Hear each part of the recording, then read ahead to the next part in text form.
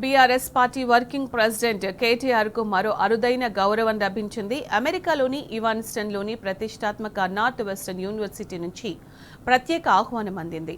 April 19న జరిగే Kellogg India business conference 2025లో ముఖ్య అతిథిగా హాజరై ప్రసంగించాలని కేఐబీసీ వైస్ ప్రెసిడెంట్ చెనాక్ష గోరెంట్ల కోరారు. 10 ఏళ్లలో రాష్ట్రాన్ని పారిశ్రామిక రంగంలో అగ్రగామిగా తీర్చిదిద్దినందున తీరు ఎంతో స్ఫూర్తిదాయకమని కొనియాడారు.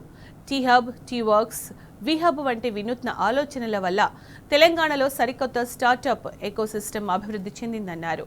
ఇది దేశంలోని ఇతర రాష్ట్రాలకు కూడా ఆదర్శంగా నిలిచిందని గుర్తు చేశారు. ప్రపంచ ఇన్నోవేషన్ హబ్గా హైదరాబాద్ ప్రత్యేక గుర్తింపు సాధించడంలో కేటీఆర్ కీలక పాత్ర పోషించారని చెప్పారు.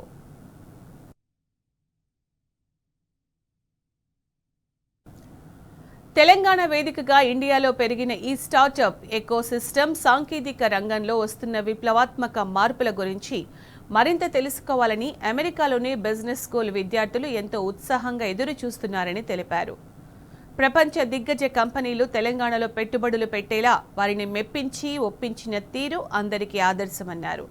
ఈ డిజిటల్ యుగంలో యువతకు హైదరాబాద్ను ఉపాధి అవకాశాల గనిగా తీర్చిదిద్దడం అద్భుతమన్నారు.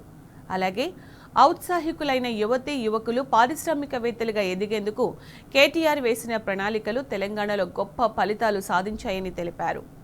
పారిశ్రామిక రంగాన్ని పరుగులు పెట్టించి గత 10 ఏళ్లలో రాష్ట్ర ఆర్థిక ప్రగతికి బంగారు బాటలు వేశారని అభినందించారు.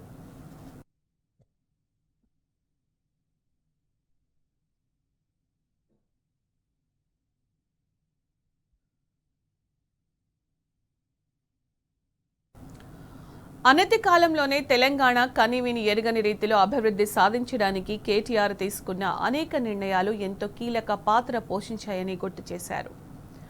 ఐటీ మంత్రిగా దశాబ్ద కాలంలో రూపొందించిన ప్రణాళికలు, సాధించిన విజయాల తాలూకు అనుభవాలను విద్యార్థులకు వివరించాలని లేఖలో కోరారు. సుస్థిర అభివృద్ధికి ఎలా పునాదులు వేయాలో, పరిపాలనలో సాంకేతికతను జోడించి మెరుపు వేగంతో ఎలా మెరుగైన ఫలితాలు సాధించాలో సూచించాలన్నారు.